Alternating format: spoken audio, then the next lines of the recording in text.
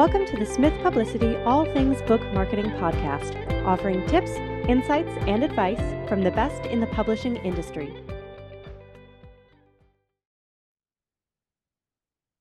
Hello, everyone, and welcome to the All Things Book Marketing Podcast. For today's interview, I'll be your host, Marissa Eigenbrood, president and partner here at Smith Publicity.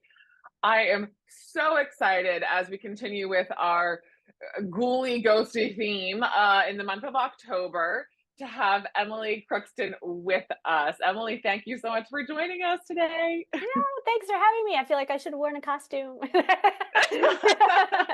If only we were that cool and thought about it ahead of time. What would we be? Right, kind of literary character fun. Right. Oh, wonderful. So for everyone who doesn't know Emily, who's joining us today, Emily is the owner of the Pocket PhD. And Emily is about to add a really awesome additional credential in the mix there. Actually, at the time of airing this, she will officially have it in there. But we're just a couple of days recording this ahead of the launch of her very first book. Congratulations. Yes, I have it right there. Woo. Yay, gorgeous cover. Thank you. Love it. Your publicist's dream in just, being ready and holding it up right there. Yes.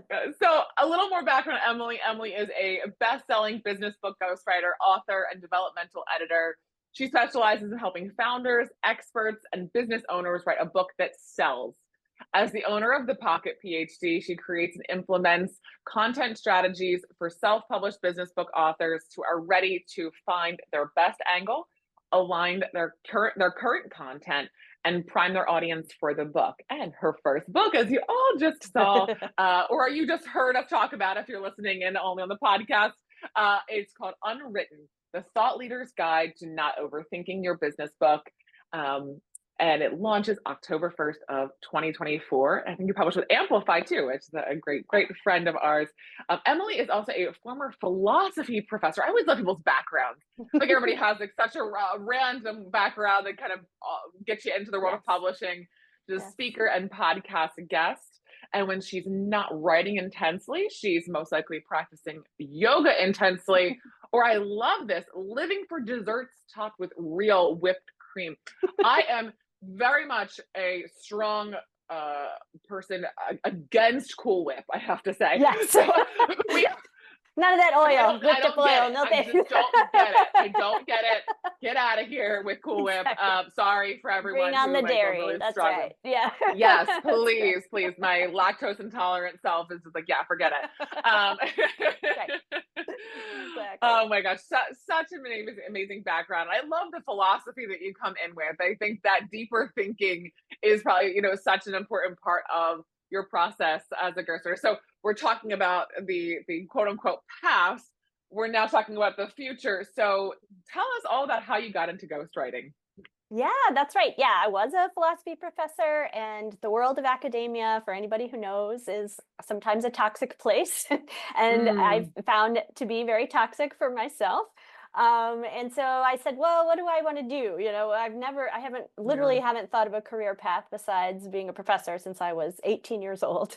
But I thought, well, when I was 13, I thought marketing was cool. And it turns out that a friend of a friend was looking for marketing help. And really what she needed was someone to write blog posts for her and her clients. She has a website development and marketing company. So I sort of found myself in the world of ghost blogging. Someone called me a ghostwriter at some point, and I said, oh, that's what I'm doing. And from there, I said, well, I can write longer things. And so, I found my way to my first book clients. I've evolved along the way. I wrote a couple of memoirs. Memoirs aren't my favorite thing to write. I love to read memoirs. But I do really love writing thought leadership books. I love writing, I call them business books, books that are designed to help you grow your business, help you find more clients, help you get on the speaking stage, and grow your reputation as a thought leader. Wonderful. Those are the type of clients we love working with, to work with all different individuals. But I would say a little extra sweet spot in my heart is always those who are looking beyond just the pages of the book, of how is this a catalyst for for other bigger things. And, Yeah, I think we all know that's where the real ROI comes from.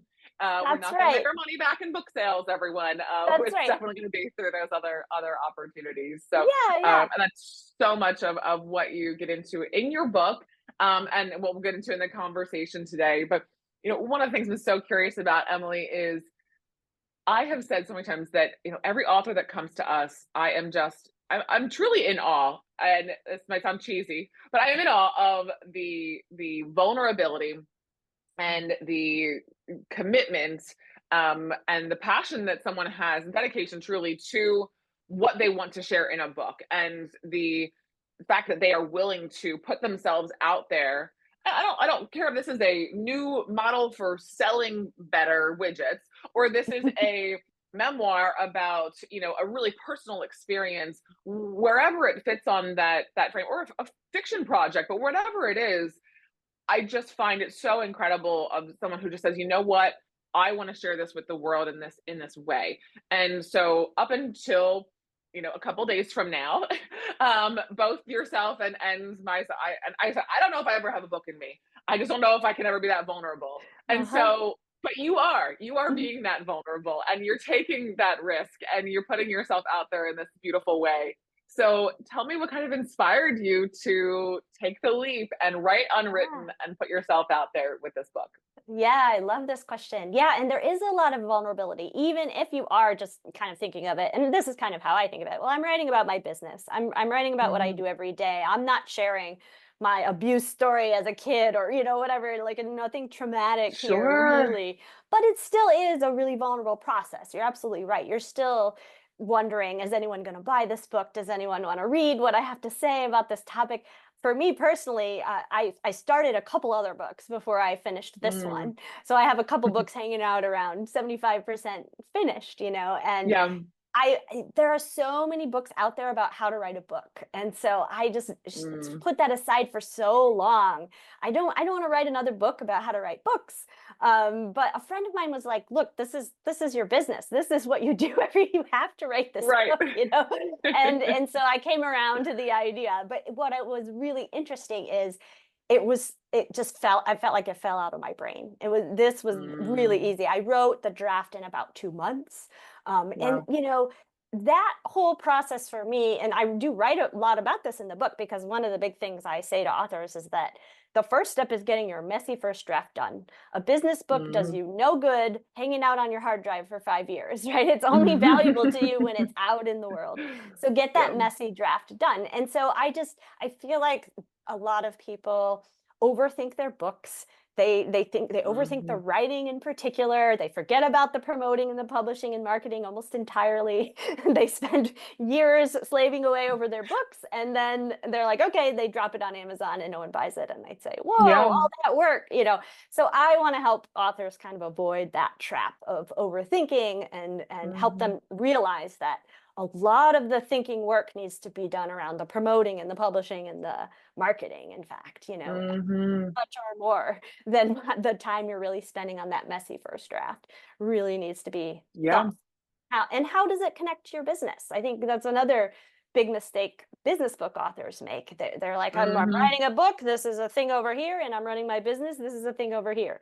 And to get my book done, oh my God, I'm going to have to take a break from my business. And I say, no, the book is a marketing tool for your business. Don't stop running your business to finish your book. Work on it, get it done, and make sure that you are really, really clear about how that book can support your business. Yeah.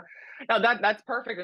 And such a great segue into how you start the book, which is chapter 1 says, what is the business case for your book? Yes. And I really love you, and I, connected just, a couple weeks back and had this similar conversation. And I loved hearing about your process and understanding these, these questions that you're asking at the very beginning, because selfishly it's supporting us at the very end. I was talking about, we're the last shebang at the end here with the marketing and publicity, but you should be thinking about it from the beginning, and how all of this is connected within your brand and this kind of ecosystem that you're building, with the book being a part of that. I think there is such a mentality around, I have this book and I'm going to build everything around the book. You know, kind of even just like thinking very tactically, like someone will build a new website and they'll say this, it's your book title as the website. I say, no, don't do that. It's you. It's your brand, your name, whatever, your company name, like, and the book gets added into that. So tell us a little bit about the process when you're working with someone of these early conversations around what is the business case for your book? What does that look like when someone's working with you, and kind of how you talk about it in the book? Yeah. So part of making sure that the book is really integrated into the running the business is we really have to start with business strategy, in fact. So yeah, that question, what's the business case for your book? That's the first question I ask almost all prospects when I get on a sales call with them. Because if it's not clear, if you're thinking, well, I just want to leave a legacy for my grandkids, that's great. You can write a book like that if you want. But I do not recommend hiring a ghostwriter, which is not cheap and not a small investment. I don't recommend spending a lot on publishing and marketing and publicity and all of that for a book that is just a legacy book, right? And so I really want them really focused on what's the ROI here. And so that first question, what's the business case for your book, really goes back to, okay, what's your offer ecosystem? What does your suite of offers look like? Are there new things that you're trying to create? Is the book part of the new things, or is it part of what you have going already? And is that where you want the book to land? So it's really figuring out, okay, not just, oh, I have an idea for a book, but what's the angle? What's your unique, point of view on this topic that you can share? I almost like to think, what's the one thing you want to be known for? Because at least for the foreseeable 5, 10, 20 years, your book, that's what it is. It's the thing that you're going to be known as, right? You're the, I'm the ghostwriter girl, or, whatever it is, like you want to be that thing. And so you want to get all that content rowing in the same direction. So the first thing I like to do is spend 2 or 3 months really getting into your business and figuring out what book, what idea, what positioning is going to support the business and your goals around that. And then we can start outlining the book once we know that, and once we see what you've already started. That's the other thing that people often forget. They've created all this content. Every business owner is creating content all the time. And you likely have started writing your book. And in some cases, your book is written. It just needs to be pieced together from all these different places. And so don't forget about that. Mine your content. That's also part of the process. And the presentations that you give, the keynote address, all of that stuff could feed into the book, or at least should somehow tie into it, make sense together. Oh, absolutely. Absolutely. I'm kind of curious to see as this process evolves. And you mentioned earlier about how, so often someone has that idea and then it sits on their hard drive for all those years and such. And that comes with, as you talk about in the book, these different kind of mindset challenges that someone is facing in the writing process, but even working with a ghostwriter. If you have someone who's doing most of their writing, there's still these, elements that are holding them back, maybe from sharing certain information or opening up about something, or really being able to, because I know a big part of a ghostwriter is pulling, is pulling things out of the person that you're working with. And if these mindset challenges are in the way, that's definitely going to hold back some of those things that you want to be pulling out to make the best book possible. So can you talk a little bit more about those mindset challenges you see most often with those that you work with other authors, and, kind of how you help coach someone through, moving past them? Yeah, that's a great question. So one of the things I talk about in the book, I actually offer pre-writing exercises. So, go through this list of, checklists and things to decide if it's really the right time, if you really should even be writing a book. But one of those is anticipating the challenges and obstacles that might come up. So procrastination is an obvious one, right? Writing takes time, it's hard, you can schedule writing blocks for yourself, and then, this client thing we're on fire because of this, I don't have the time to do the writing. And people will tell you, productivity people will tell you, you keep those appointments as if it's a client meeting, but in reality, for a business owner, that's just, it's not going to happen. You say, I'll do it on the weekend, or, whatever. But there's procrastination, so it's easy to kick that can down the road and forget about it. So one of the things I say is, before you get to that point, before you get to the moment where you're like, I'm going to skip my writing session, what if you had a strategy? What if you'd written out for yourself what you're going to do in these moments? Maybe you're going to call an accountability partner and say, I really don't feel like I can write today, and they're going to talk you through it, and they're going to say, well, what if you spend 10 minutes, right? You don't need to spend the full 2 hours, but maybe you could spend 10 or 20 minutes, right? So having those strategies in mind before you get stuck in that moment, I think can be really helpful. With my clients, with ghostwriting, one of the biggest barriers, I think, is giving feedback. A lot of my clients just aren't experienced at giving feedback on writing. And this happens to me too. If I ever have a piece of writing that my senior writer wrote for a client or something, a blog post maybe, and I'm reading it, like, I don't always ask the right questions to my brain that I would ask when I was writing it for myself. So there's some blind spots around editing that comes up. And sometimes people are shy about giving feedback. They worry about hurting someone's feelings, or they think, well, you're the expert, maybe my opinion doesn't count as much as yours, or something like that. And I always say, look, I was a philosophy professor. Philosophers have really thick skin because the game is to come up with criticisms and poke holes in people's arguments. Like that's the whole point of what we're doing sometimes. So you can't hurt my feelings. And if especially because I'm trying to capture your voice, if there's something that I wrote and you say I would never say it that way, I need to know that information. That's important for me to hear, and it doesn't hurt my feelings. It doesn't make me feel like I'm a bad ghostwriter. It just means I didn't get the tone right there, and we can adjust it. It's a process. Yeah, and that's really important because I want my clients to own that book. Like, you can't be interviewed like this about a book that you didn't write and feel like, oh, it's not mine, I don't know what's in there. Nightmare scenario. You need to know what's in your book. You need to, it has to feel like yours. That's very important. I love how you talk about, these skills and these blocks and such, but how we're talking about the book writing process, but it really is valuable to the entire content creation process that follows writing a book too. And it's, that is, content is king today. And that is still something that comes as a surprise to a lot of authors, is the fact that, hey, I wrote the book, see my hands here, I'm done.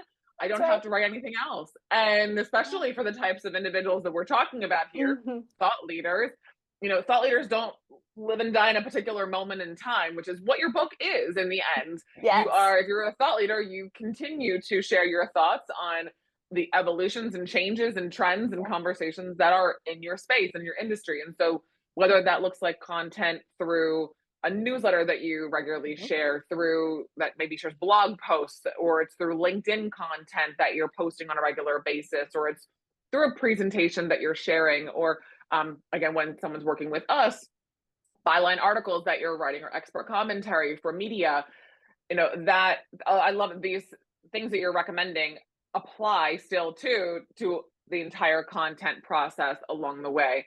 But I know in your work and you're continuing to evolve into, I think, the business book playbook, right? So that kind of content strategy planning along the way. Again, mindset most important at the front end is like, hey, we're talking initially about a book here, but we're not going to be done after that. You're not going to be done when we put that last stamp of approval on the book itself.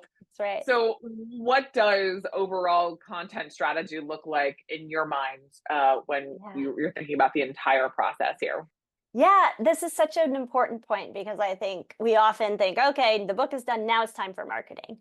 But, you point out, we point out all the time that the marketing happens while you're writing the book. And marketing should happen like 6 months, ideally, around book launch day. It's a longer term process. And you're absolutely right. You're not done talking about that book once the book is written. In fact, you're just starting to talk about it. So that's another point when you're coming up with your angle. Is it something you will be happy to talk about for a long time? Is it, if you're sick of talking about it already, or while you're writing the book, that's not a good sign. And talking about the book is different from writing the book. That's another thing. You have to kind of put yourself in the shoes of your audience when you're creating this content. So when it comes to having what types of content to create, I recommend starting to test your book idea as soon as you know what it is. And you can test, LinkedIn is a great place to test ideas. In fact, that's exclusively the way I use it these days. So if I have a new idea, I'm probably going to pop it on LinkedIn first, and then I'm going to see how people react to it. If it's crickets, okay, maybe I need to go back to the drawing board, maybe not being clear enough about what I mean. Maybe it's not as interesting as I thought it was, right? But you can test that out, and you'll get such great feedback from people that you can use, and you'll often say, oh, that was a great question. Now let me turn that into another post. So it really feeds itself. But if you can sort of set a goal of posting to LinkedIn 2 or 3 times a week, that's a really good start. And regardless of where you are in the book process, trying to keep that consistent, testing ideas from the book. And the great thing about writing a book is you never have that, like, what am I going to talk about today kind of question, because you have so much material to pull from. A book is a content gold mine. I should be able to use my book to create content for forever. And then industry articles, like you mentioned, if you work for, or if you belong to an association within your industry, that's a really good place to start, to try to get articles published, newsletters, guest blogging, perhaps. Obviously, guesting on podcasts is a great idea. So once you're working on a book, you kind of have a ready-made pitch for a lot of these things. And then I like to do a regular blog. I know that blogging is not as popular as it was when I started my business, but a lot of people have blogs going. So having some longer form pieces is also a really good way to get the word out about the book. And again, we want all of this kind of pushing in the same direction and thinking about, the offers that you're making and how these pieces of content can tie into all of that and making it all really cohesive. Yeah, absolutely. And even too, I think that and this is kind of getting into the last part 3 of your book, which we get into the promotion of it all and the publishing promotion and everything. But we always love when someone's thinking about, there's a difference between, I think, book marketing, so your book launch marketing, and then your kind of expertise, your business, your brand marketing that you're doing too. And I always say that the latter of those two should always begin yesterday. There's never a time where you shouldn't be just sharing your thought leadership on LinkedIn, or starting to maybe get a newsletter up and running, or whatever it looks like, what's right for you. You want to just build that natural, organic audience over time, and show that you're not just also talking about what's in the book too, but you're building those connections to other things as well in your space. But I love that you differentiate that really in the book. It's 2 totally different chapters that we're talking about here. So you have the one chapter that talks about your MVMP, your minimum viable marketing plan, as well as another chapter.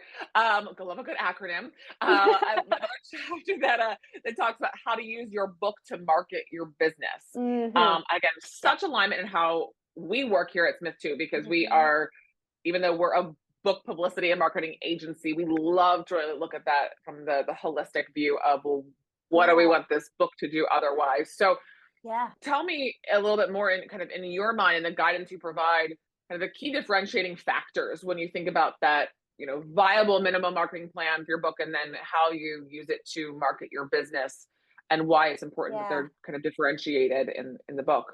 That's a great question. So I will say that, yes, marketing your business is different from marketing your book, but I will say that marketing your book is also part of marketing your business. Right. So often what happens, and you see this with any offers that you make, right? You say, okay, I'm going to launch a membership. So I'm going to launch some kind of community for my people. So what do you do to launch that? Well, you do a free workshop, maybe. You offer a free workshop. You have to market that free workshop, which is a marketing piece for the membership, right? So there's all these layers of marketing these different things. And so the book is no different. It fits into that, again, offer ecosystem. You can think of it as like you have your signature offer and you have something like your gateway offer. A book is kind of a gateway offer. It's a good way to raise awareness. So within the marketing sphere, I think of a book as being part of that awareness piece. There's awareness, engagement, and then there's promotion of your offers, right? And so I see a book as helping bring new people into your audience. And so you have to kind of keep it in that, keep that keep it in that box of marketing for your business. And so you're thinking about, here's how I'm going to increase my audience size or increase the people within my audience.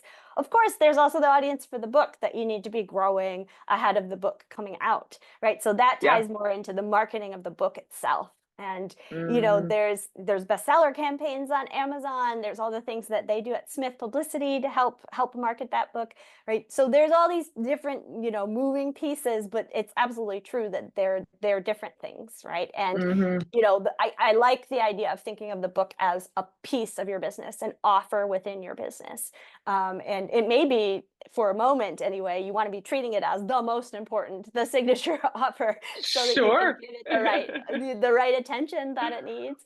But it's like any other sort of thing that you're launching within your business. However you think about marketing that, you want to think about your book in that way. So that also means, and this is an important point, if you have another big thing in your business that you're launching at the same time as your book, that could be a problem, right? Because cannibalizing going on there. That's right. Yeah. If you're doing a TEDx talk or big signature talk, wait and have the book come out the next quarter or something so that you can spread things out a little bit. But yeah, it all goes back to, again, the strategy around all these things. How does the book fit into that bigger ecosystem of your business? No, you may bring up so many great and important points there, and it is by having that kind of dual mentality around marketing, it helps to ensure you have momentum well after publication date too. That this, again, we're not just putting all of our eggs in this one day basket for it to do everything we hope it'll do, but that you really have a plan in place that's going to keep celebrating your book and then using it as a marketing tool and using it as a tool to market your business for long after. And that's, in our experience, whether someone's doing, publicity or other activities in addition to that, it's just when you are doing that and really truly tapping into your networks and expanding those worlds out through that more kind of marathon versus sprint mentality, it's so much more fruitful in the end, in just the impact the book gets to make and the ultimate ROI that we get to see on the other side of it all. And so, you can get really creative with these things, like I'm thinking about next summer, even like I would love to do like a book tour and go around and see my friends and have them like gather people. And you could do a book club over the summer. You could gather people virtually or in person and talk about the book. So thinking like long term for the next year after book launch, like where are the events that come in? Maybe there's a holiday your book ties into and you want to be ready to, Mother's Day is coming and here's, you can use it to kind of boost book sales and things like that. So something. Yeah. Oh, I love a good Goodreads giveaway later on. Yes. I love a 6 months to a year, post-launch audiobook release. There's so many different things you can think about in keeping that book energy alive and the relevancy, kind of bringing it back up again. And truthfully, again, to those who you're primarily working with, those who love the work, if it's thought leaders, if it's speakers, what's in the pages of your book is not limited to that moment in time in terms of the content and what you're sharing. And there's should always be an opportunity to maybe take what you share in chapter 3 so we'll pick that randomly and it may say something specific to 2024 when you put your book out, but in 2026 maybe there's a new story in the news where that core theme really ties in and you get to bring it back out and talk about it around that timely news or those trending topics that are going on. And so always kind of identifying those points at which those key things that you're saying have application to later moments just always kind of brings it back up again. And that's what we often do again on the publicity side of things and keeping that leadership relevant over time. So I love that. I want to circle back to something I think it's in part 2 of the book, but we talk how the kind of the daunting process of writing many tens of thousands of words that end up in a book typically. And the creation of content, and we're talking about a lot of words here, but there's a chapter in your book that's dedicated to something that's usually best with as little words as possible, and that's the title. And you went all in and picked one word for your title. So Tell us, I want to kind of take a dual approach here. Okay. One is tell us how you got to Unwritten. And two, and again, I kind of might naturally segue there, is I feel like that has to be the hardest. It's like naming your child. Yes. And I know, like, it was really, I am a 19-month-old at home, and we were like down to the wire, and like, what are we naming this child? And I wouldn't tell anyone his name because I was afraid that when it came out, if he didn't look like a Lucas, then we got to go back to the drawing board. And thankfully, he looked air quotes over here, looked enough like a Lucas that you were okay with that. But it is pressure. It's just like signing off on that line to say, yep, this is the title of my book. And so tell us a little bit more about Unwritten. Oh yeah, titles are the bane of my existence sometimes. Like, because I think sometimes people talk to writers and they're like, well, you'll know a snappy title right as soon as I tell you about the book. It's so hard. About a title. So I feel that pressure when I'm working with editing clients too. Like, what's a good title? I'm like, I'm gonna think about it while I'm reading, and I'll let you know what I come up with. So that's how I recommend doing it. Like, sometimes the ideas just come at whatever, like you read a line and you're like, oh, that's a really important line. Can we write a title around that? That kind of thing. One of my editing clients, she has a ton of one-liners in her book. She's just really good she used to be a screenwriter. So she has like really, those kinds of snappy dream one-liners come to her. Yeah, exactly. I'm like, can I employ you to work with my client? No. So sometimes it just comes like that. It just like comes to you. I wanted a title that was a little bit, I really wanted a funny title. I don't think I really managed to come up with something funny, or something that was a double entendre, or something that was a little bit quirky. Like Unwritten, I've gotten really good responses. They're like, oh, the book is unwritten, ha ha ha, right? And there's the Natasha Bedingfield song that I really love, and it's kind of an anthem. A good song. Yeah, it's such a great song. And so that, it just kind of came to me as like, oh, that's what it's got to be. That stuck. I was playing around with other titles. I had like a list of 20 at one point. This is what you do. You brainstorm. And then you move subtitles around and you run them by your publisher, and the publisher tweaks them too, because mine's a little long. The subtitle's a bit long. I always point to, there's a woman named Tasha Urich, and she has this book with this phenomenal... Oh, I work with Tasha. Did you? Oh my God. So she has this title that's like 30 words, subtitle that's like 30 words long. And I always think that's hilarious, So break the rules if it's funny, if it works for you, if it works for your brand, of course.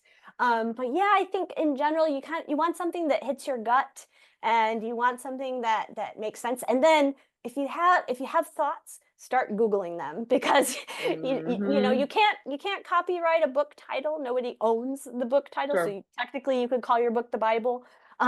But would you want to? Is that a good idea? Yes. For marketing purposes, positioning, you probably don't want the same book title as someone else in your field, for sure. Or you don't want confusion around your book title. You want, when people Google it, they can find your book, right? That's really important.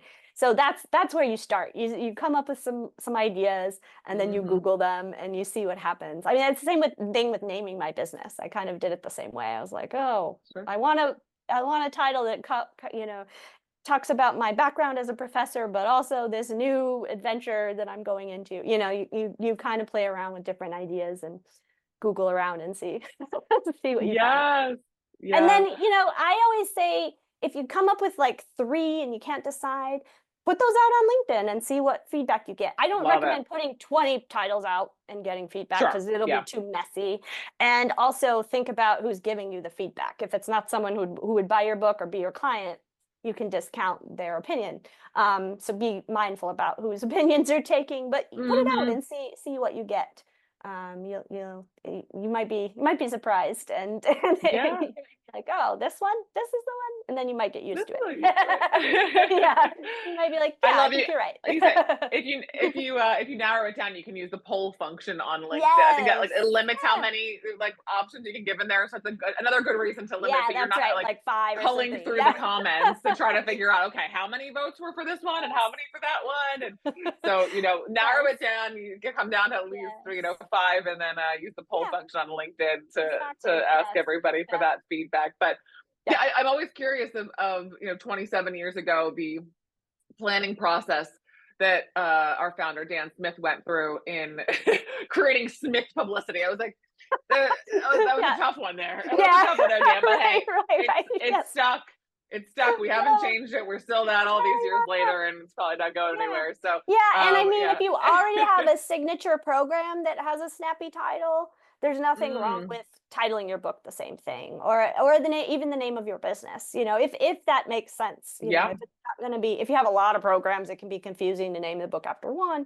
But all those considerations can come into play. It's really, you want it to be easy to search and easy to find. And that's the important part. Yeah, you bring up such a great important point there at the end of just, how much is it connecting to what your brand looks like today? And I think it's like, if your program that you offer now, if your brand as it is today is what you plan to kind of ride out into the sunset for the foreseeable future, then building that connection and such is very much worthwhile. But like being like, oh, I don't know, I might be changing X, Y, or Z. I might want to grow into this or that in the future. Then, being a little more cautious with the direct connection to what you're offering right now is such good advice to share there. So, gosh, well, Emily, this is such a wonderful conversation. I have one more quick question for you before we wrap up for today. And I would love, as you reflect on your years of ghostwriting and editing, and now as an author, what is one piece of advice that you would give to someone embarking on this exciting and daunting and overwhelming journey, but also just really great too, that you have now as, someone with this dual perspective?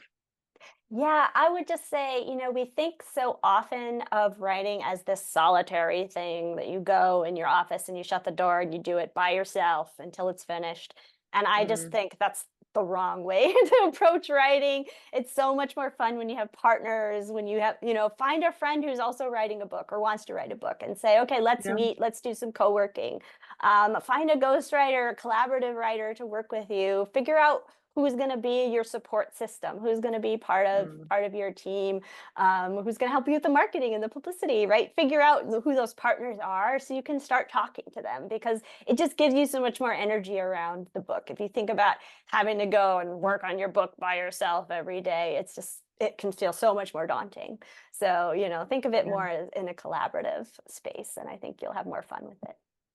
I love it. It's a team approach, and it's so great to have those partners with you at all stages of the process. Right. So I love that with this question, I get to ask you not only where can people learn more about you and where can they find you, where can they connect with you, but also where can they buy Unwritten?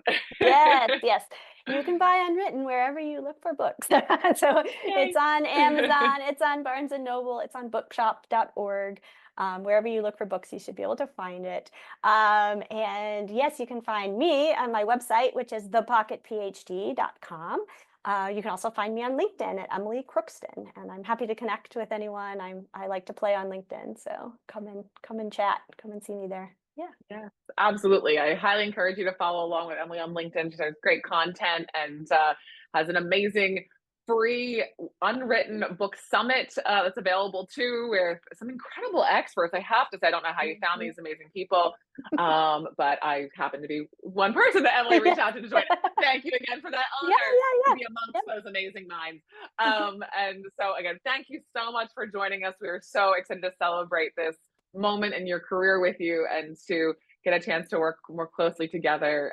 For anyone who is joining in with us, thank you so much for being here today. If you want to learn more about Smith Publicity, please visit us at smithpublicity.com. Subscribe to the podcast and tune into some of our other episodes as well. Have a wonderful day, everyone. Thank you. Thanks.